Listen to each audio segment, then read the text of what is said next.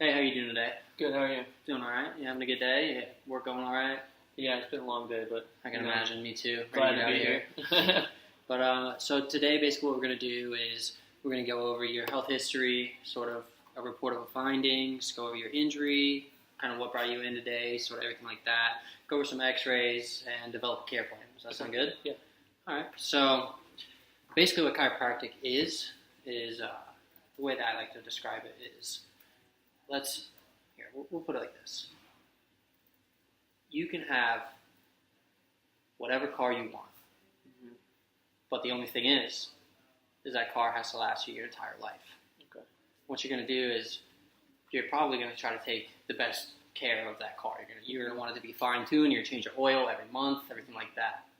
Well, you're not only going to have one car in your life, but you are only going to have one body and one mind. And what chiropractic can do for you is keep you at an optimal function, make sure everything's working correctly, everything's in line, nothing is interfered. And with chiropractic, the power that made the body heals the body.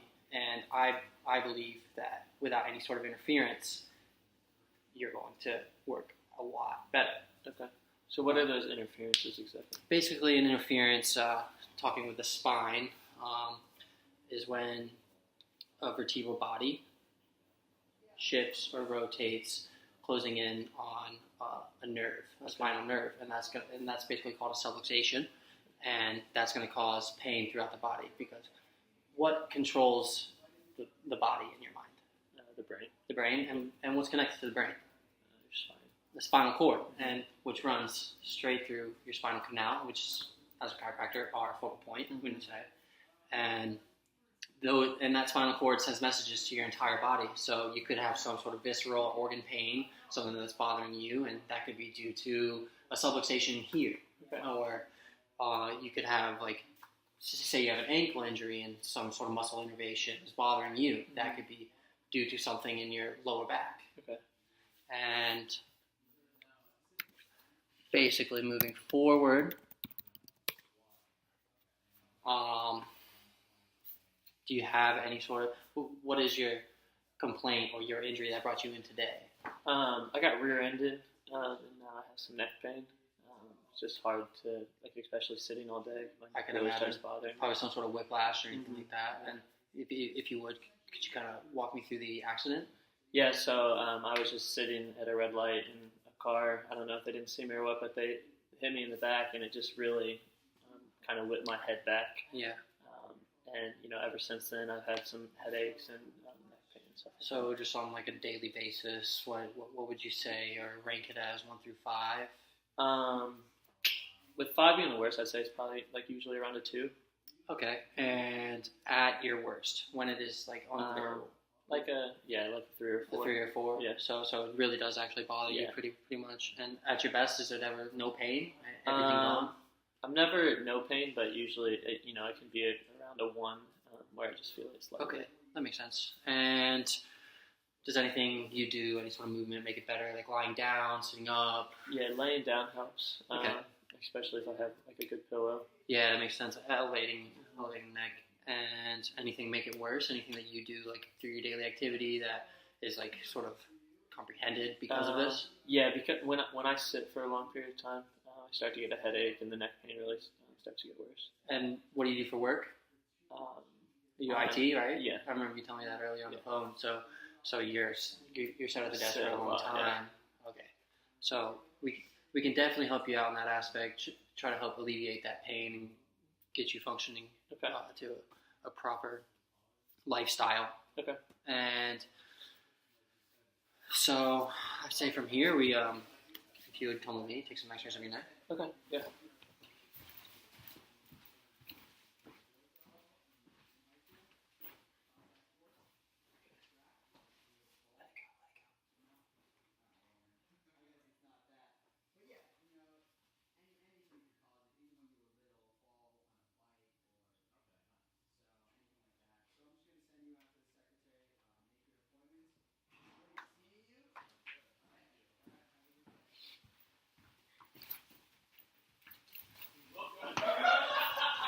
XRC is pretty cool, isn't it? Yeah. I just got the new digital one. I'm actually really happy about it. And sorry, we just got some kids in the office. But if you see here, actually, you see how this is a vertebral body, and this is a vertebral body, and this little hole right here, that's where your spinal nerve is going to come out of. It's called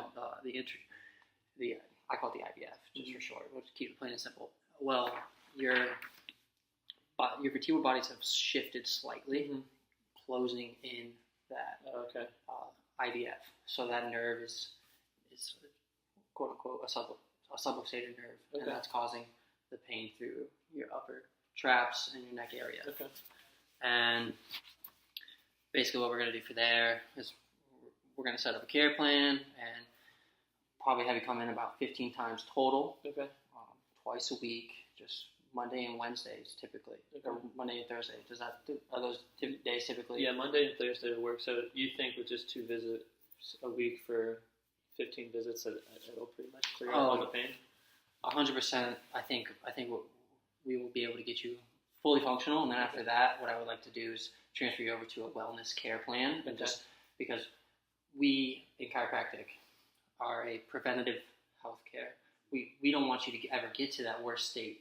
We want you to be able to function at your full true health 24/7, and that is our goal. So once we clear up your problem, we're going to move forward and become more of a wellness sort of plan. Okay. And basically what we're going to do is, like, with the adjustments, there are going to be some thrusts involved, and there are going to be some sort of noise, which is cavitation, which is normal. It's just gas leaving that synovial area.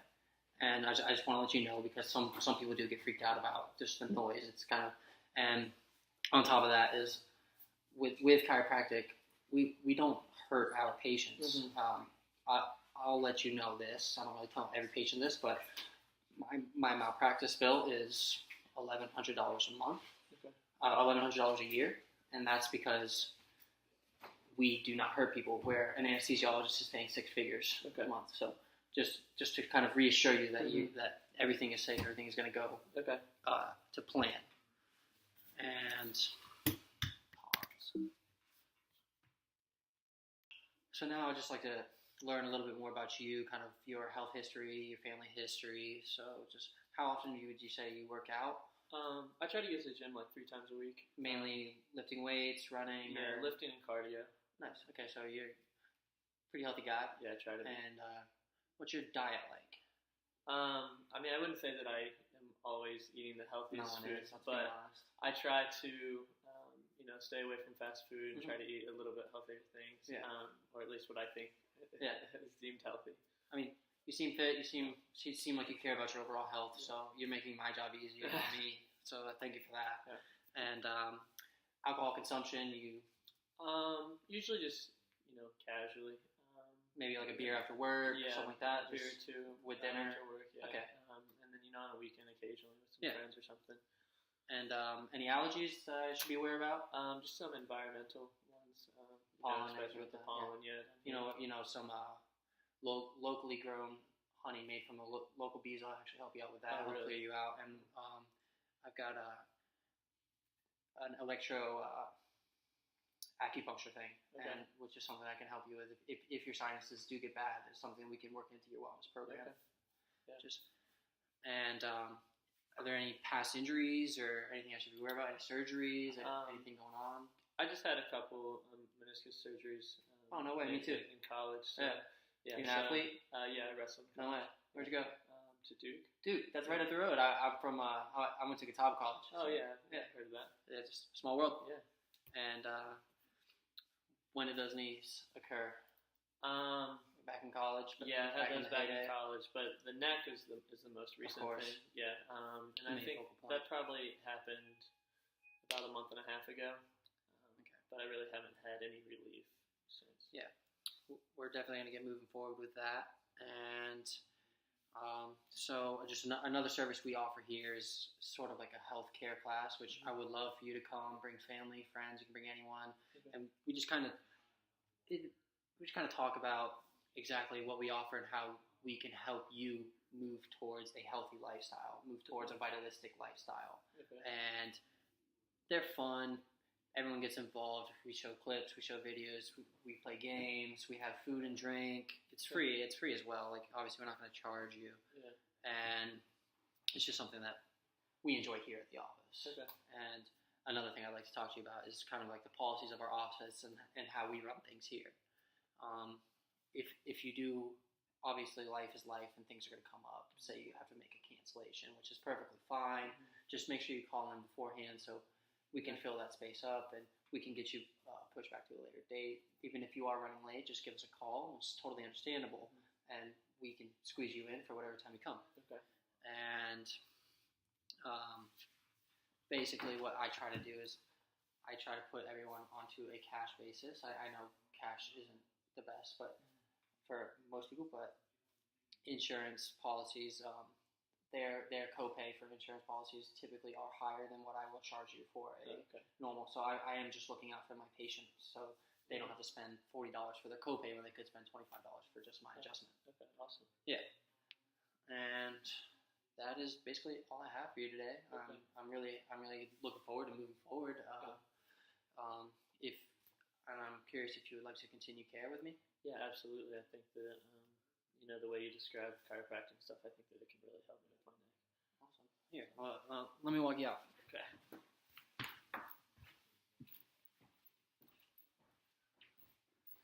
All right. Have a good day. All right, you too.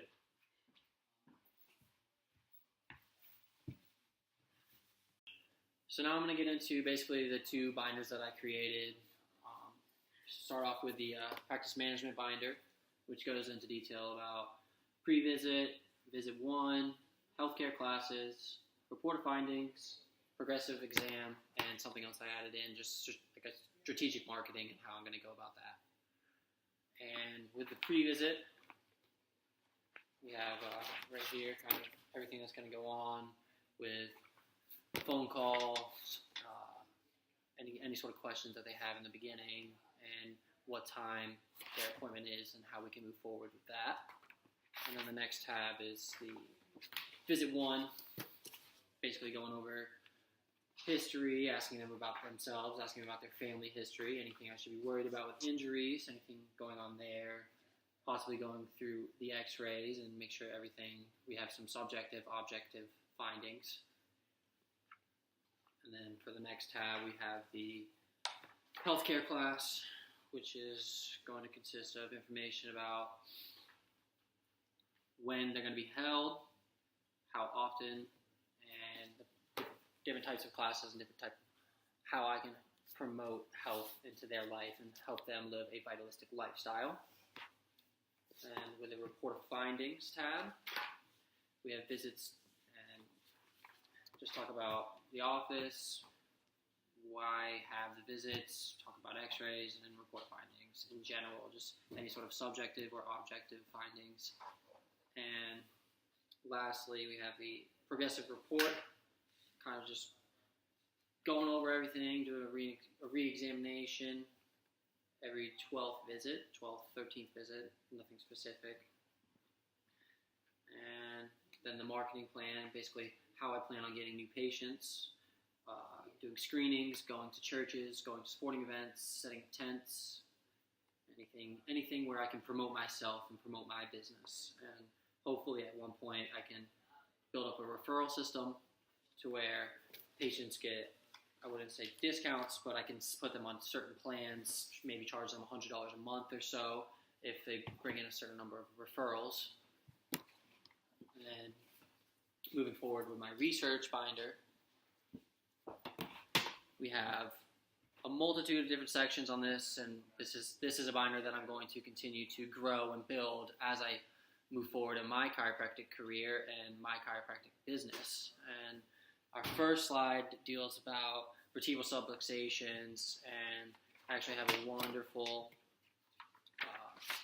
research article in here all about vertebral subluxations and the causes and the warning signals, any sort of tests you should run with them, and just, something to keep my blood flowing, keeping my chiropractic wisdom moving forward.